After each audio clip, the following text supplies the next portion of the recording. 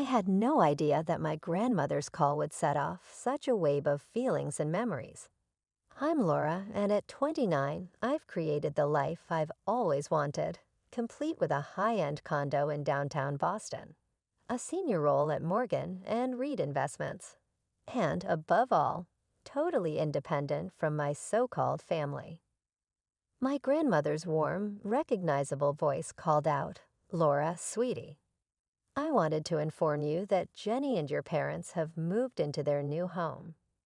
I could sense the hesitancy in her voice as she stopped.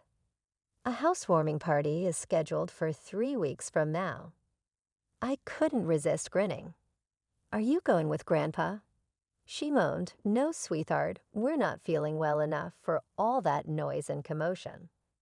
I could see her knitting another scarf while lounging in her beloved recliner.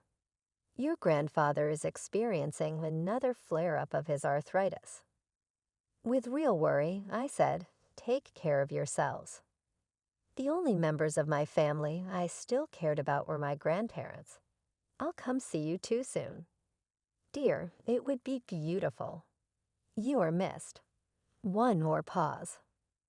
"Laura, I understand that things are difficult, but perhaps—" "Grandma," I interrupted her softly.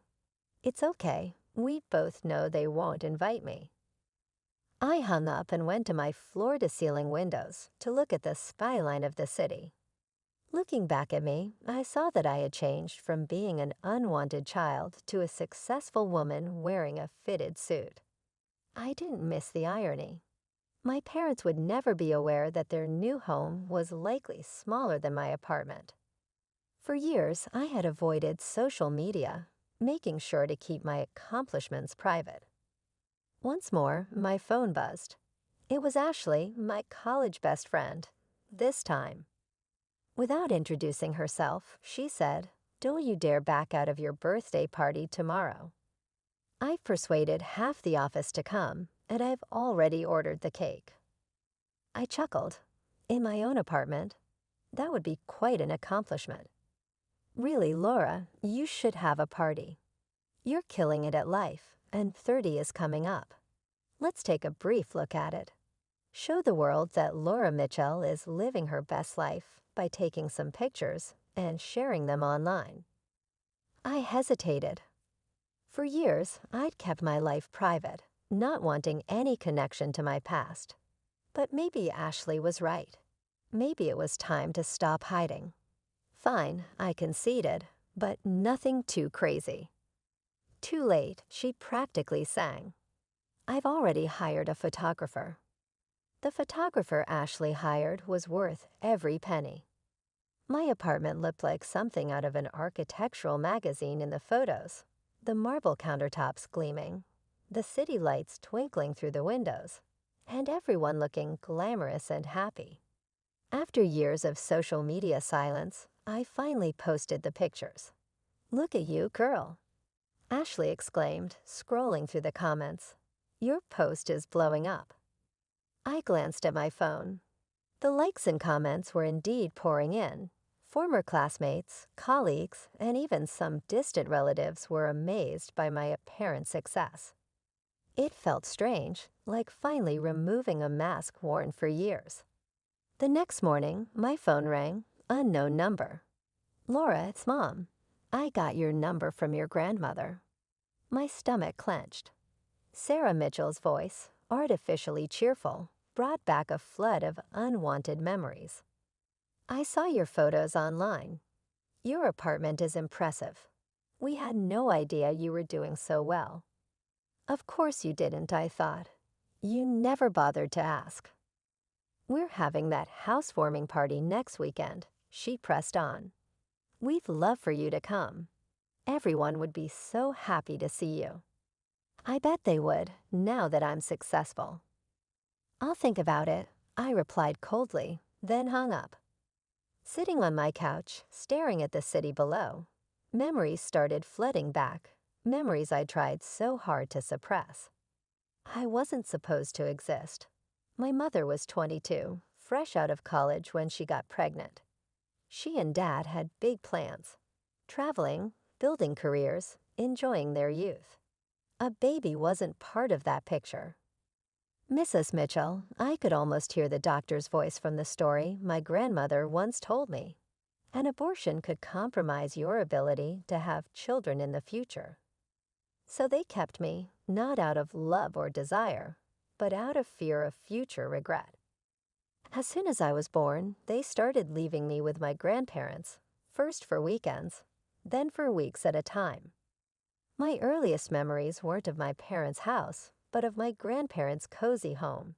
The smell of Grandma's cookies, the sound of Grandpa's laugh, the feeling of being genuinely wanted. They gave me what my parents couldn't or wouldn't. Everything changed when I turned 6. My grandparents finally put their foot down. She needs to go to school, Grandma told my parents firmly. She needs stability, her own home. You can't keep passing her around like this. But she's happy here, my mother protested weakly. She needs her parents. Grandpa's voice was unusually stern. It's time you step up and take responsibility. By then, my parents had established their careers and bought a house. They reluctantly agreed to take me back, but I later learned they had other plans brewing. They wanted another child, a planned one this time. I was 7 when Mom announced her pregnancy. I remember her glowing face, Dad's proud smile, the way they decorated the nursery months in advance. Everything I never got. Jenny was born on a bright spring morning. From the moment they brought her home, the contrast in how they treated us was stark. While I ate breakfast alone before school, Mom would spoon-feed Jenny with airplane noises. When I got straight A's on my report card, Dad barely glanced at it before returning to help Jenny with her finger painting. "Mom, I got the lead role in the school play," I announced one evening. "That's nice, honey," she responded absently, not looking up from recording Jenny's first steps on her phone. I stopped telling them about my achievements after a while. Instead, I'd ride my bike to my grandparents' house after school, where someone actually cared. "Show me that report card again," Grandpa would say, beaming with pride. My brilliant girl. They remembered every birthday, every school event. When I won the science fair in 5th grade, they were the only ones in the audience. My parents had taken Jenny to her dance recital instead. "We'll have cake when we get back," Mom had promised that morning. They didn't get back until late. Jenny was tired from dancing, so they postponed my birthday celebration. It never happened. The pattern continued year after year. They forgot my piano recital, where I played the opening solo. They missed my middle school graduation, claiming Jenny had a cold. When I won a state-level math competition, they were at Jenny's soccer practice. Meanwhile, Jenny's life was meticulously documented. Every lost tooth warranted a family celebration. Her first bike ride was photographed from multiple angles. When she made the junior cheerleading squad, our room was decorated with balloons for a week. I found solace in my studies and my grandparents' unconditional love.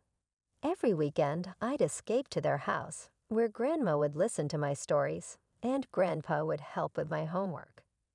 "You're going to do great things, Laura," Grandma would say, slipping me a new book or a small trinket.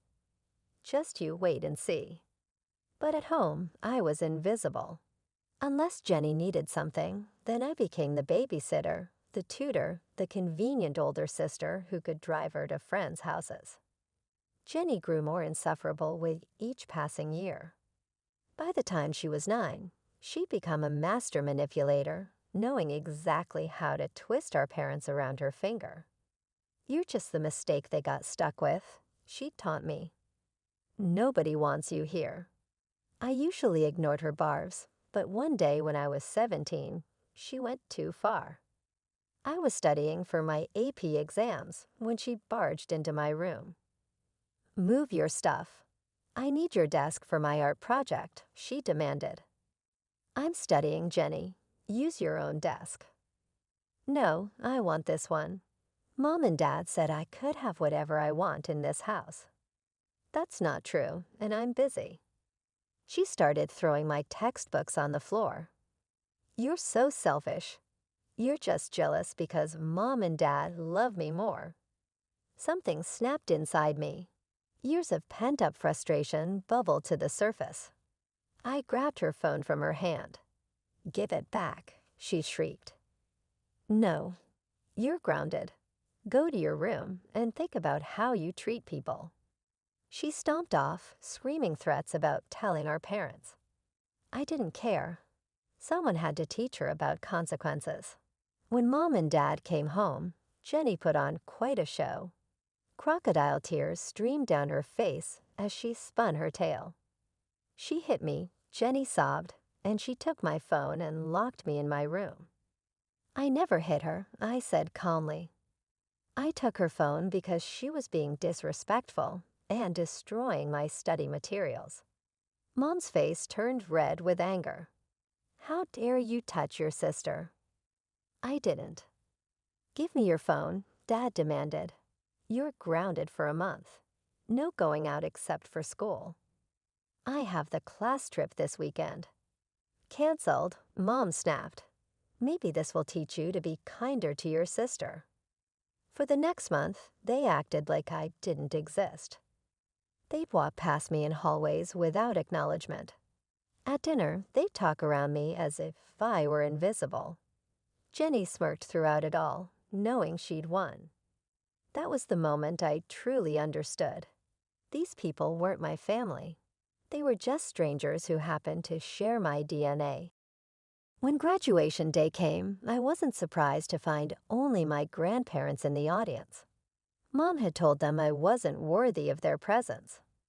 My valedictorian speech earned a standing ovation, but the 2 empty seats in the family section spoke volumes. "We're so proud of you, sweetheart," Grandma said afterward, hugging me tight. "Where are your parents?" asked Mrs. Thompson, my favorite teacher. I just shrugged. By then, their absence had become the most natural thing in the world. The day after graduation, Mom and Dad called me into the living room. I knew from their expressions that this wasn't going to be a pleasant conversation. "You're 18 now," Dad started, his voice businesslike. "An adult. It's time for you to move out," Mom added bluntly, not even trying to soften the blow. I discreetly pressed record on my phone, sliding it partially under my thigh on the couch. Something told me I needed to document this moment. "What about college?" I asked, though I already knew their answer. I just wanted it on record. They actually laughed, a harsh, cruel sound that echoed through the room. "We're not paying for your education," Dad said. "That money is for Jenny's future." Finally, Mom sighed, dropping all pretense and running her fingers through her hair with visible relief. "We can stop being responsible for you." "Let's be honest," Dad continued, his voice cold as ice. "We never wanted you to be born. Your mother couldn't get an abortion because of medical risks, so we were stuck with you." "You were never part of this family," Mom added, examining her manicured nails as if discussing the weather. "Not really. And now it's time for you to go." I sat there, letting my phone capture every word, every cruel laugh, every moment of truth. I'd always known, but they'd never admitted it so openly. My hands were steady in my lap, years of practice keeping my emotions hidden. "I'll leave tomorrow," I said quietly, proud that my voice didn't waver. Their relief was palpable, like a weight lifting from their shoulders. "Good," Dad nodded. "No drama. At least you're making this easy." From upstairs, Jenny's voice carried down the hallway, excited and shrill. I'm going to turn her room into a gaming paradise. A huge TV, new console, maybe even a streaming setup. It's going to be amazing. I packed that night, listening to Jenny's excited planning through the wall. 18 years of life fit into 2 suitcases and a backpack. The next morning, I took a taxi to my grandparents' house. When I told them everything, showing them the recording, Grandma burst into tears, her hands shaking as she held mine. "Those aren't the people we raised," Grandpa said, his voice breaking, years of disappointment evident in his eyes. I showed them something else too, my acceptance letter to Harrison Business School's investment program. A full scholarship, including housing. My hands trembled slightly as I handed them the envelope, but this time with pride. They wanted me so badly they're even paying for my dorm room, I explained, allowing myself a small smile. My traits and recommendations impressed them. The dean personally called to offer me the scholarship. Grandma hugged me tight, her familiar lavender scent wrapping around me like a comfort blanket. "We're so proud of you, sweetheart, so very proud." "Please don't tell them," I asked, pulling back to look at both of them. "They don't deserve to know."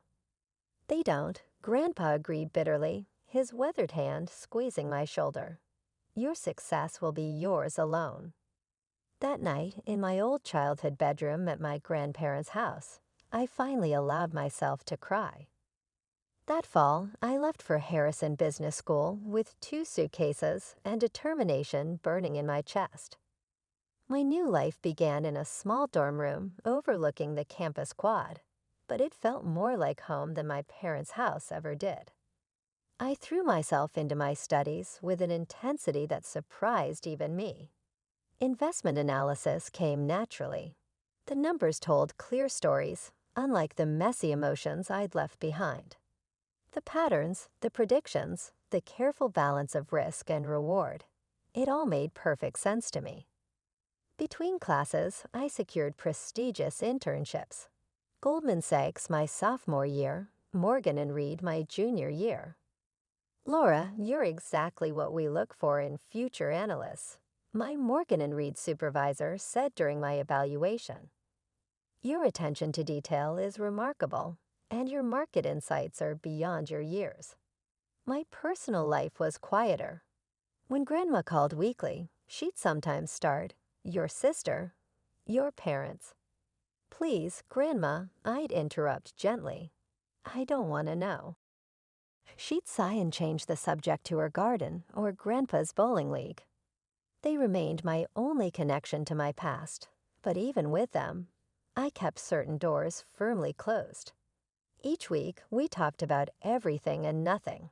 Recipes she was trying, books I was reading, the changing seasons, carefully dancing around the family-shaped hole in our conversations. After graduation, Morgan & Reed offered me a position immediately. I started as a junior analyst, but my insights into market trends quickly caught management's attention. I spent long hours at the office, taking on extra projects and volunteering for the challenging cases others avoided. "Mitchell, the Thompson portfolio numbers are impressive," my boss remarked during my first year. "Keep this up and you'll go far." We haven't seen analysis this thorough from a junior analyst in years. He was right. Each year brought new responsibilities and corresponding raises. I moved from a tiny studio to a 1-bedroom apartment, then to a 2-bedroom in a better neighborhood. Each move felt like another step away from my past. By 28, I was managing my own team and handling major client portfolios. My coworkers joked that I lived and breathed investments, but the truth was, work filled the void where family should have been. Every success felt like vindication. Every promotion was proof that I was worth something after all. The day I closed on my luxury apartment downtown, I stood alone in the empty space, watching the sunset paint the city gold through floor-to-ceiling windows. 5 years of 60-hour weeks, careful saving, and strategic investments had paid off. The marble countertops, the hardwood floors, the breathtaking view. I'd built this life entirely on my own, without a penny from the people who were supposed to support me. Now, staring at my mother's text about their housewarming party, a plan formed in my mind. After 11 years of silence, they wanted to see me. Fine. I'd let them see exactly what they'd thrown away. The recording from that last day was still on my phone, carefully transferred through each upgrade, waiting for the right moment. I typed a quick response. "I'll be there." My mother's reply came instantly. "Wonderful. Can't wait to see you, sweetheart." The day of the party, I took a day off work and drove to my parents' new house. It was a modest 2-story in a middle-class neighborhood. Nice, but nothing compared to my downtown apartment. Several cars already lined the driveway when I arrived, and I could hear laughter drifting through open windows. My hand hesitated on the car door handle. 11 years. I took a deep breath, grabbed my housewarming gift, an expensive bottle of wine I knew they couldn't afford, and walked up the path. Aunt Marie spotted me first. "Laura, oh my goodness, it's been forever."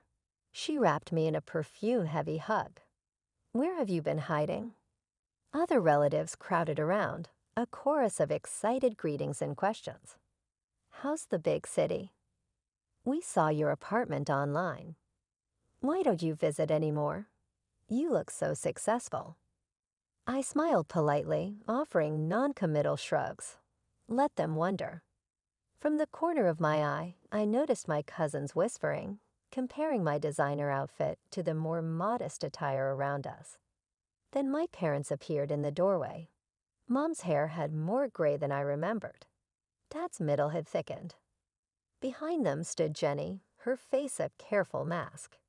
The years had changed us all. "Laura." Mom rushed forward, arms outstretched, her voice sickly sweet. "My baby girl." Dad joined the embrace. "We've missed you so much. We're so proud of everything you've achieved." Their performance was flawless.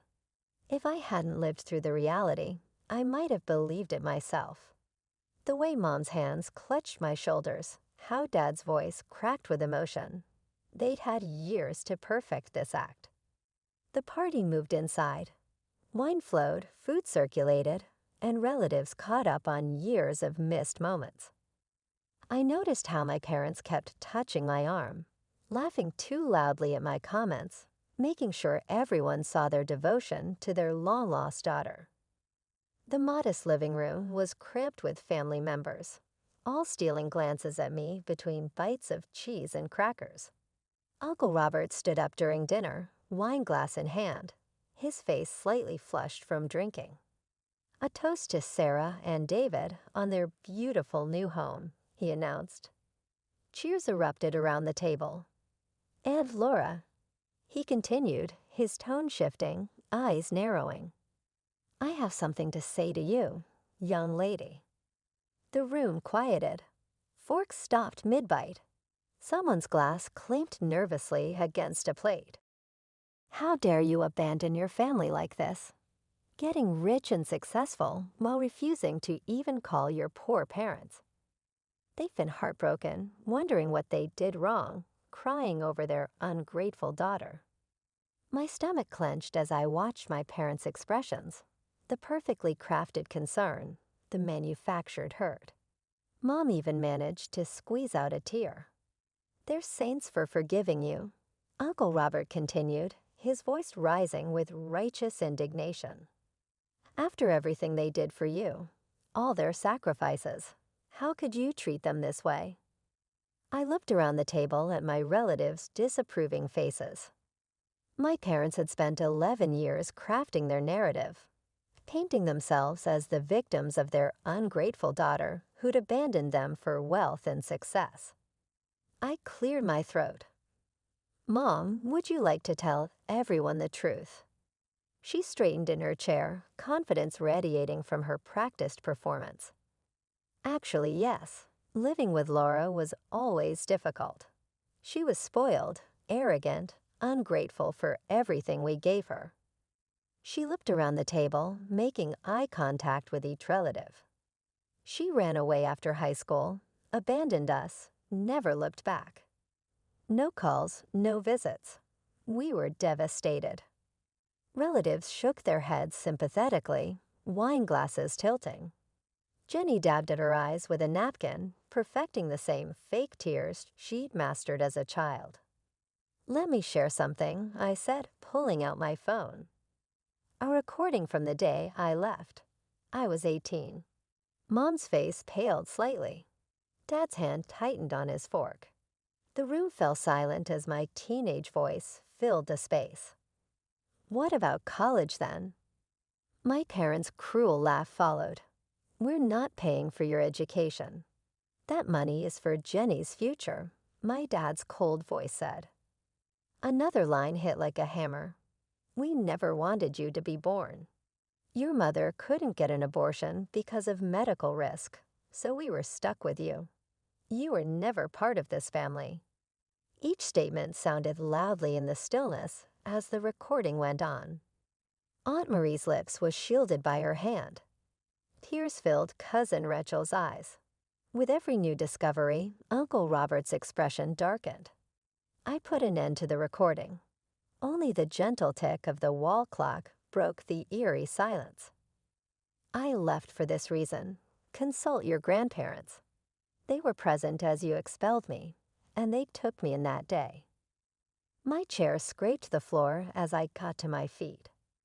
"You invited me today solely after seeing my accomplishment on the internet. 11 years of silence prior to that. No birthday card, no phone call. Nothing." Uncle Robert's face became pale. His virtuous rage turned to embarrassment. "David, Sarah, how could you?" The guests pushed their chairs back. A dissonant symphony of scraping sounds filled the room. Even my parents were out of Aunt Marie's line of sight. She gathered her handbag with shaking hands and whispered, "You monsters." Uncle Robert murmured as he made his way to the door, "Laura, I'm so sorry. I was unaware. I ought to have inquired." Others trailed along, muttering about vile deception and shameful actions. The door opened and closed like punctuation to their hurried departures as the home swiftly emptied. Jenny and my parents stayed at the table, their angry features twisted. The facade of the ideal family has finally broken. You destroyed everything. With her mascara beginning to run, Mom let out a shriek. "You dare! We housed you." As though he had forgotten the recording we had just all listened to, Dad yelled. I smoothed my clothing and calmly said, "You wanted me here. I simply participated in your game. The sole distinction is that I carried receipts." As I left their home for the last time, Jenny's irate sobbing could be heard trailing me. I eventually found out from my grandma that the majority of my family had severed their relationship with my parents. Their reputation was not the only thing they had lost because of the truth. I have coworkers who appreciate me, friends who picked me, and the serenity that comes from exposing a falsehood at last. The best retaliation isn't always retaliation at all. It's all about living well according to your own terms.